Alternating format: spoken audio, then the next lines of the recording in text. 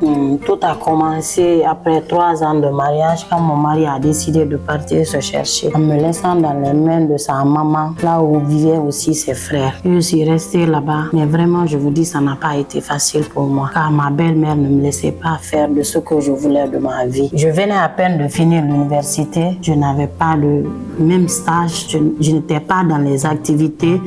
Donc le matin, quand je me réveille, je me dis je vais peut-être partir. Je vais partir au moins chercher des stages. C'est en ce moment où elle m'appelle pour me dire vas-y, tu vas préparer pour nous. Donc j'étais tout le temps obligée de rester à la maison parce que j'avais encore 2 enfants aussi qui étaient à ma charge à l'absence de mon mari. Donc vu tout ça, j'étais obligée de l'obéir parce que c'est elle qui donnait les dépenses en ce moment. Donc le matin, quand je me réveille, je dis je vais partir moi aussi me chercher parce que je voyais mes amis quand on a fini l'université, il y a beaucoup qui ont commencé des stages, il y a d'autres qui étaient dans les activités et moi j'étais là à la maison. Quand je décide de me lever, de partir faire quelque chose, c'est en ce moment-là qu'on me dit ah tiens, la dépense il faut préparer. Et je vous dis un jour même, il y a ma fille qui était malade la nuit, vers 20h comme ça, je sors pour aller chercher le médicament pour ma fille. À mon retour, j'ai trouvé le petit frère de mon mari qui était arrêté à la porte. Il m'a demandé, il dit, Hadja, tu viens d'où? Je dis, pourquoi cette question? Tu me demandes pourquoi?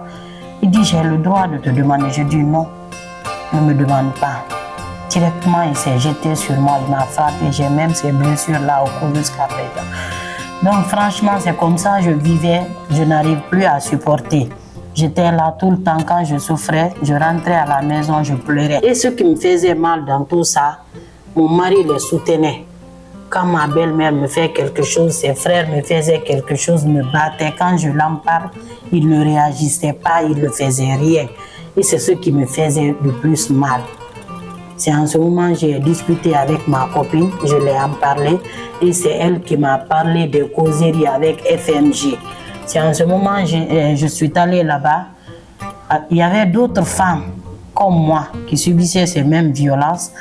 À force d'échanger avec eux, de communiquer avec eux, j'ai finalement compris que moi aussi j'ai des droits. Et c'est comme ça, petit à petit, je me suis réveillée, je me suis levée. Je dis maintenant, stop, je vais faire quelque chose de ma vie. Et heureusement aujourd'hui, ça va, Dieu merci.